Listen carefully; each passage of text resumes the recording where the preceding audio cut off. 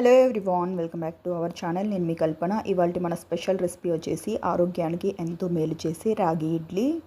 ఈ రాగులతో చేసే ఇడ్లీలు కానీ, దోశలు, ఊతప్పం, లేకపోతే రాగి సంగటి ఇవన్నీ మనము రెగ్యులర్గా తీసుకోవడం వల్ల ఎముకలు బలపడతాయి. అలాగే మధుమేహం అనేది అదుపులో ఉంటుంది. బరువు కానీ చక్కగా తగ్గుతారనమాట. దీంట్లో కాల్షియం, ఫైబరు మరియు ఐరన్ ఎక్కువగా ఉంటాయి. ఎముకలు బలంగా తయారవుతాయి. అలాగే దంతాలను కానీ బలంగా తయారు చేస్తాయి. ఈ రాగుల్లో ఫైబర్ ఎక్కువగా ఉండడం వల్ల బరువు తగ్గాలనుకునే వాళ్ళు రెగ్యులర్గా తీసుకోవడం వల్ల వాళ్ళకి ఆకలి అనేది ఎక్కువగా వేయదనమాట. దీంట్లో ఉండే ఫైబర్తో మనకు కడుపు నిండిన భావన అయితే కలుగుతుంది. దాని ద్వారా మనము ఈజీగా బరువు తగ్గొచ్చు. అలాగే ఇందులో ఉండే పీచు పదార్థం ఏదైతే ఉందో అది మలబద్ధకాన్ని నివారించి జీర్ణక్రియను సజావుగా సాగేలాగా చేస్తుంది. రక్తహీనత ఉండేవాళ్ళు రాగుల్ని రెగ్యులర్గా తీసుకోవడం వల్ల ఐరన్ శాతం, శరీరంలో రక్తం తక్కువగా ఉన్న సమస్యను ఎనీమియా అంటారు కదా, అది తగ్గించడానికి సహాయపడుతుంది. కాబట్టి ఇన్ని రకాల ఆరోగ్య ప్రయోజనాలున్న రాగులతో రెగ్యులర్గా ఏదో ఒక రూపంలో తీసుకున్నారంటే ఈ సమస్యలన్నిటికీ ఈజీగా చెక్ పెట్టేయచ్చు. ఇక లేట్ చేయకుండా ఈ రాగి ఇడ్లీ బ్యాటర్ని ఎలా ప్రిపేర్ చేసుకోవాలో చూసేద్దాం. మిక్సింగ్ బౌల్లోకి 1.5 కప్పుల వరకు రాగుల్ని తీసుకోండి. రాగులు వచ్చేసి మిల్లెట్స్ కాబట్టి దీంట్లో మనకు రాళ్ళు, మట్టి లాంటివి ఉండే ఛాన్స్ అయితే ఉంటుంది. అవి క్లీన్ చేసుకున్న తర్వాత మెజర్ చేసేసి తీసుకోండి. అలాగే 1 కప్పు వరకు మినపప్పు, అలాగే 1/3 కప్పు వరకు ఇడ్లీ రైస్ని తీసుకుంటున్నాను. మీ దగ్గర ఇడ్లీ రైస్ లేదు అనుకునే వాళ్ళు బ్రౌన్ రైస్నైనా తీసుకోవచ్చు. అలాగే 1 స్పూన్ వరకు మెంతుల్ని కానీ యాడ్ చేసుకొని దీంట్లో సరిపడా వాటర్ని యాడ్ చేసుకొని చక్కగా ఒక 2-3 సార్లు వాష్ చేసుకోండి. రాగుల్లో ఎక్కువగా మట్టి ఉంటుంది కాబట్టి మనం చక్కగా వాష్ చేసేసి తీసుకోవాలి. ఇక్కడ నేను చెప్పేటి వచ్చేసి మీరు ఎంత క్వాంటిటీ ప్రిపేర్ చేసుకున్నా సరే కరెక్ట్ మెజర్మెంట్స్ అనమాట. మీరు తీసుకునే క్వాంటిటీని బట్టి కొంచెం ఎక్కువ తక్కువ చేసుకోవాలి. ఇదే కొలతలతో చేసుకున్నారంటే మీరు ఎంత క్వాంటిటీ చేసుకున్నా సరే చాలా స్పాంజీ ఇడ్లీ మీ సొంతం అవుతాయి. ఒక 3 సార్లు వాష్ చేసుకున్న తర్వాత ఫ్రెష్ వాటర్ని యాడ్ చేసుకొని మనము రాగులు మిల్లెట్స్ కాబట్టి నానడానికి ఎక్కువ టైం పడుతుందన్నమాట. నేను ఇక్కడ ఒక 8 గంటల వరకు నానబెట్టేసి తీసుకుంటున్నాను. 8 గంటలు అయిన తర్వాత ముందుగా మనము అటుకుల్ని కానీ నానబెట్టేసి తీసుకోవాలి. నేను ఇక్కడ 1 కప్పు వరకు అటుకుల్ని తీసుకుంటున్నాను. ఏ కప్పుతో అయితే మనం రాగుల్ని అలాగే మినపప్పుని మెజర్ చేసుకున్నామో అదే కప్పుతో అటుకుల్ని కానీ తీసుకోవాలి. ఈ అటుకుల్ని కానీ ఒక 2 సార్లు వాష్ చేసేసి తీసుకోండి. నేను ఇక్కడ లావు అటుకుల్ని తీసుకున్నాను అనమాట. ఈ విధంగా ఇడ్లీల్లో అటుకుల్ని యాడ్ చేసుకోవడం వల్ల మన ఇడ్లీలు అనేవి మరింత స్పంజీగా వస్తాయి. అటుకుల్ని అరగంట సేపు నాననిచ్చామంటే చక్కగా నానిపోతాయి. చూసారు కదా, చక్కగా నానిపోయాయి. ఇలా నానబెట్టుకున్న వీటిని మిక్సీ జార్లోకి యాడ్ చేసుకుందాం. ఇక్కడ నేను వాటర్తో సహా మిక్సీ జార్లోకి అయితే తీసేసుకుంటున్నాను. నేను వచ్చేసి ఇక్కడ ఈ బ్యాటర్ని మిక్సీ జార్లో వేసుకుంటున్నాను కదా. మీ దగ్గర గ్రైండర్ అవైలబుల్లో ఉంటే మీరు గ్రైండర్లో కానీ ప్రిపేర్ చేసుకోవచ్చు. నా దగ్గర వచ్చేసి ప్రస్తుతానికి గ్రైండర్ అయితే పాడైందనమాట. అందుకని నేను ఇక్కడ మిక్సీ జార్లోనే బ్యాటర్ని ప్రిపేర్ చేసుకుంటున్నాను. చూసారు కదా, 8 అవర్స్ తర్వాత చూసుకున్నట్లయితే మన రాగులు అలాగే మినపప్పు చక్కగా నానిపోయాయి. ఇప్పుడు వీటిని ఇదే మిక్సీ జార్లోకి ఎంతైతే పడుతుందో అంత క్వాంటిటీని వేసేసుకుందాం.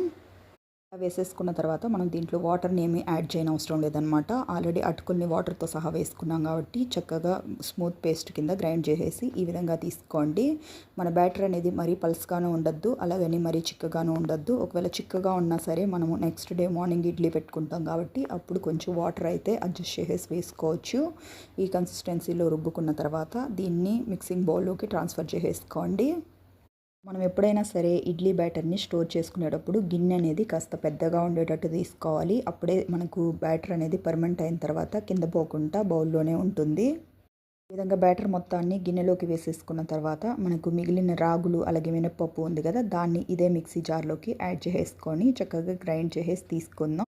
తీసుకున్న రాగులు అలాగే మినపప్పు 2 జార్లకైతే వచ్చిందనమాట. దీన్ని స్మూత్గా బ్లెండ్ చేసేసి తీసుకుందాం. అవసరం అనుకుంటే కొద్దిగా వాటర్ యాడ్ చేసుకోండి, లేదు అనుకుంటే వాటర్ ఏమీ వేయనవసరం లేదు. మనం మిక్సీ పట్టేటప్పుడే మనకు తెలిసిపోతుందనమాట. ఒకవేళ టైట్గా ఉన్నట్లయితే ఇంకొంచెం వాటర్ యాడ్ చేసుకొని అడ్జస్ట్ చేసుకోవచ్చు. ఈ విధంగా బ్లెండ్ చేసేసుకున్న మొత్తం బ్యాటర్ని ఈ గిన్నెలోకి వేసేసుకొని ఒకసారి మొత్తం కలిపేసుకోండి. ఎందుకంటే మనం ఫస్ట్ బ్లెండ్ చేసుకునేటప్పుడు అటుకుల్ని ఎక్కువగా వేసుకున్నాం కాబట్టి అది మొత్తం ఈ బ్యాటర్లో పూర్తిగా మిక్స్ అయ్యే వరకు మిక్స్ చేసేసి తీసుకోండి. చూసారు కదా, బ్యాటర్ కన్సిస్టెన్సీ కానీ ఈ విధంగా ఉండాలన్నమాట. ఏమన్నా బ్యాటర్ ఎక్స్ట్రాగా కనిపించినట్లయితే ఆ బ్యాటర్ మొత్తాన్ని లోపలికి వేసేసుకొని దీనిపైన లిడ్ని క్లోజ్ చేసుకొని మనము కనీసం ఒక 8 నుంచి 12 గంటల సేపు అయినా పర్మనెంట్ చేసుకోవాలి. అప్పుడే మన ఇడ్లీలు మంచి స్పాంజీగా వస్తాయి. మీకు టైం లేదు అనుకుంటే అట్లీస్ట్ ఓవర్ నైట్ పాటు అయినా వదిలేయచ్చు. వచ్చేసి ముందు రోజు నైట్ 9 పిండిని రుబ్బి పెట్టుకున్నాను. పక్క రోజు మార్నింగ్ 9 అయితే ఇడ్లీలు వేసుకున్నాను అనమాట. అప్పటి వరకు చూసుకున్నట్లయితే పిండి చూసారు కదా, చక్కగా మనకు క్వాంటిటీ అయితే డబల్ అయిపోయింది. డబల్ క్వాంటిటీ అయినప్పుడు మాత్రమే మనకు పిండి చక్కగా పులిసినట్టు అనమాట. ఎంత చక్కగా పులుస్తుందో అలా ఇడ్లీలు కానీ అంత స్పాంజీగా వస్తాయనే విషయం అయితే గుర్తుంచుకోండి. చూసారు కదా, బ్యాటర్ అనేది చక్కగా ఫ్లఫీగా తయారైంది. ఇడ్లీలు మొత్తం బ్యాటర్తో ప్రిపేర్ చేసుకుంటారనుకుంటే దాంట్లోనే సాల్ట్ వేసేసి కలుపుకోవచ్చు. నేను వచ్చేసి కొంచెం బ్యాటర్తో మాత్రమే ఇడ్లీలను ప్రిపేర్ చేసుకుంటున్నాను కాబట్టి వేరే బౌల్లోకి ట్రాన్స్ఫర్ చేసేసి తీసుకుంటున్నాను. ఎంత క్వాంటిటీ అయితే మనకు కావాలో అంత పక్కకు పెట్టేసుకొని మిగిలిన దాన్ని కావాలంటే ఫ్రిడ్జ్లో పెట్టుకోవచ్చు. లేదంటే మీరు ఆ రోజు ఈవినింగే దోశలు అవి వేసుకోవాలి అనుకుంటే బయట అయినా పెట్టుకోవచ్చు. ఇంట్లోకి సరిపడా సాల్ట్ని కానీ యాడ్ చేసుకొని చక్కగా మిక్స్ చేసేసి రెడీగా పక్కకు పెట్టుకోండి. ఇప్పుడు ఇడ్లీలని ప్రిపేర్ చేసుకోవడానికి ఇడ్లీ మేకర్ని తీసుకొని సరిపడా వాటర్ని యాడ్ చేసుకొని వాటర్ చక్కగా బాయిల్ అవ్వనివ్వండి. వాటర్ బాయిల్ అయ్యే లోపల ఇడ్లీ ప్లేట్స్కి ఆయిల్తో గ్రీస్ చేసేసి తీసుకుందాం. ఈ విధంగా ఆయిల్ని అప్లై చేసేసి తీసుకోవడం వల్ల మనం ఇడ్లీలు ప్రిపేర్ చేసుకున్న తర్వాత ఇడ్లీలు అనేవి ప్లేట్లకి అంటుకోకుండా ఈజీగా ఊడొస్తాయి. మిక్స్ చేసి పెట్టుకున్న బ్యాటర్ ఏదైతే ఉందో దాన్ని ఇంకొకసారి చక్కగా మిక్స్ చేసి తీసుకోండి. మీకు ఒకవేళ బ్యాటర్ కనుక టైట్గా ఉన్నట్లు అనిపిస్తే కొద్దిగా వాటర్ని అడ్జస్ట్ చేసుకోండి. మన బ్యాటర్ వచ్చేసి కరెక్ట్గా ఉందన్నమాట. ఈ విధంగా ఉంటే మనకు కరెక్ట్గా సరిపోతుంది. బ్యాటర్ వచ్చేసి మరీ టైట్గా ఉన్నా కానీ ఇడ్లీలు అనేవి గట్టిగా వచ్చే ఛాన్స్ ఉంటుంది. కాబట్టి ఈ కన్సిస్టెన్సీలో బ్యాటర్ని ప్రిపేర్ చేసుకొని అప్పుడు మాత్రమే ఇడ్లీలను పెట్టుకోండి. చక్కగా ఇడ్లీలు కింద వేసేసుకున్న తర్వాత ఆల్రెడీ మనం వాటర్ వచ్చేసి బాయిల్ అయిపోయాయి. ఇప్పుడు ఈ ప్లేట్ని ఇందులోకి ప్లేస్ చేసేసుకుందాం. ఇంకొక ప్లేట్లోకి కానీ ఇడ్లీలను వేసేసి పెట్టుకున్నాను. ఈ ప్లేట్ని కానీ దీనిపైన పెట్టేసుకుందాం. ఒకదానికొకటి టచ్ అవ్వకుండా కొంచెం గ్యాప్ ఉండేలాగా ప్లేట్స్ని పెట్టుకోండి. ఒకవేళ రెండు టచ్ అయ్యాయంటే కింద ఉండే ఇడ్లీలు ఏవైతే ఉన్నాయో అవి వచ్చేసి మనకు ప్లేట్కి పైన ఉండే ప్లేట్కి అంటుకుపోతాయి. దీనిపైన లిడ్ని క్లోజ్ చేసేసుకొని ఒక 15 to 20 మినిట్స్ పాటు మీడియం టు లో ఫ్లేమ్లో మాత్రమే ఇడ్లీలని స్టీమ్ చేసుకోండి. అప్పుడే మనకు ఇడ్లీలు అనేవి చక్కగా స్పాంజీగా వస్తాయి.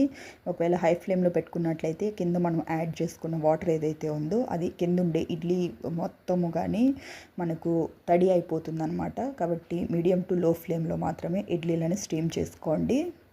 20 మినిట్స్ అయిపోయిన తర్వాత చూపిస్తున్నాను. చూసారు కదా, మన ఇడ్లీలు చక్కగా రెడీ అయిపోయాయి. తడి ఏమాత్రం లేకుండా ఈ విధంగా చక్కగా రెడీ అవ్వాలి. ఇప్పుడు స్టవ్ ఆఫ్ చేసుకొని ఒక ప్లేట్ని బయటకు తీసేసుకుందాం. తీసుకున్న వెంటనే ఇడ్లీలను తీసామంటే మనకు ఇడ్లీలు అనేవి మొత్తం ప్లేట్కి అంటుకుపోతాయి. ఒక 5 నిమిషాల పాటు కాస్త చల్లారనిచ్చి ఇడ్లీలని స్లోగా డిమోల్డ్ చేసుకోండి. మనం దీనిపైన కావాలంటే కొద్దిగా వాటర్ స్ప్రింకిల్ చేసుకోవచ్చు. లేదు అంటే ఒక 5 నిమిషాలు వదిలేస్తే కానీ ఇడ్లీ చల్లారిపోతాయి. కాబట్టి కొద్దిగా చల్లారిన తర్వాత మనం తీసుకోవచ్చు. ఇడ్లీలని డిమోల్డ్ చేసుకునేటప్పుడు స్పూన్ని కాస్త తడి చేసేసి తీసుకున్నారంటే మనకు ఇడ్లీలు అనేవి ఈజీగా ఊడొస్తాయి. చూసారు కదా మన ఇడ్లీలు ఎంత స్పాంజీగా వచ్చాయో. ఇదే ప్రాసెస్లో మిగిలిన అన్ని ఇడ్లీలని కానీ డిమోల్డ్ చేసేసి రెడీగా ప్లేట్లోకి పెట్టుకుందాం. రాగి ఇడ్లీలని నేను కానీ ఫస్ట్ టైం ట్రై చేశానమాట. ఎలా వస్తాయి ఏంటి అనే డౌట్ అయితే ఉండింది. కాకపోతే చాలా స్పంజీగా వచ్చాయి. మా పిల్లలకైతే చాలా అంటే చాలా నచ్చేసాయి. రెగ్యులర్గా చేసుకునే ఇడ్లీ రైస్ ఇడ్లీ లేదంటే రవ్వతో చేసుకుంటాం కదా, ఇడ్లీ రవ్వతో, ఆ ఇడ్లీల కంటే కానీ ఈ ఇడ్లీలు అయితే చాలా అంటే చాలా టేస్టీగా మంచి స్పంజీగా వచ్చాయి. చూసారు కదా, మీకు చూడగానే తెలిసిపోతుంది. ఆరోగ్యానికి కానీ చాలా అంటే చాలా మంచిదన్నమాట. మీరు వీక్లో 1 or 2 అయినా ఇడ్లీలని ప్రిపేర్ చేసి పిల్లలకి పెట్టచ్చు. వాళ్ళు చాలా ఆరోగ్యంగా తయారవుతారు. రాగులతో మనము జావని ప్రిపేర్ చేసుకోవచ్చు. అలాగే రాగి సంగటి, ఇడ్లీ, దోశ, పొంగడాలు, అలాగే పునుగులు ఏవి చేసుకున్నా సరే ఆరోగ్యానికి చాలా అంటే చాలా మంచిది. ఇడ్లీని మనము సాంబార్తో తినచ్చు, పల్లీ చట్నీ, కొబ్బరి చట్నీ, అలాగే టమాటో చట్నీ దేంతో తిన్నా సరే చాలా అంటే చాలా టేస్టీగా ఉంటాయి. నేను వచ్చేసి ఇక్కడ కొబ్బరి చట్నీ అలాగే సాంబార్తో సర్వ్ చేసుకుంటున్నాను. నాకైతే ఈ ఇడ్లీలు సాంబార్తో చాలా బాగా నచ్చేసాయి. ఇడ్లీలని వారంలో 1-2 సార్లు మీరు చేసి మీ పిల్లలకి పెట్టి చూడండి. వాళ్ళు కానీ చాలా ఆరోగ్యంగా తయారవుతారు. ఇక్కడి నుంచి అయితే నేను రెగ్యులర్గా ఇడ్లీ అయితే ఇంట్లో ప్రిపేర్ చేద్దామని డిసైడ్ అయిపోయాను. ఫ్రెండ్స్, మనం టుడే చెప్పుకున్న ఈ రాగి ఇడ్లీ రెసిపీ అయితే మీకు నచ్చిందని అనుకుంటున్నాను. మీకు కనుక నచ్చినట్లయితే ఒక లైక్ చేసి మీ ఫ్రెండ్స్కి రిలేటివ్స్కి షేర్ చేయండి. అంతేకాకుండా ఇలాంటి మరెన్నో హెల్తీ రెసిపీస్ కోసం వెంటనే మన ఛానల్ని సబ్స్క్రైబ్ చేసుకొని పక్కనే ఉన్న బెల్ బటన్ని ప్రెస్ చేసి ఆల్ అనే ఆప్షన్ని సెలెక్ట్ చేసుకోండి. ఇలా చేయడం వల్ల ఇకపై నేను పెట్టే వీడియో నోటిఫికేషన్స్ అన్నీ మీ హోమ్ పేజ్లోకి వస్తాయి. Thank you for watching friends. Okay, bye.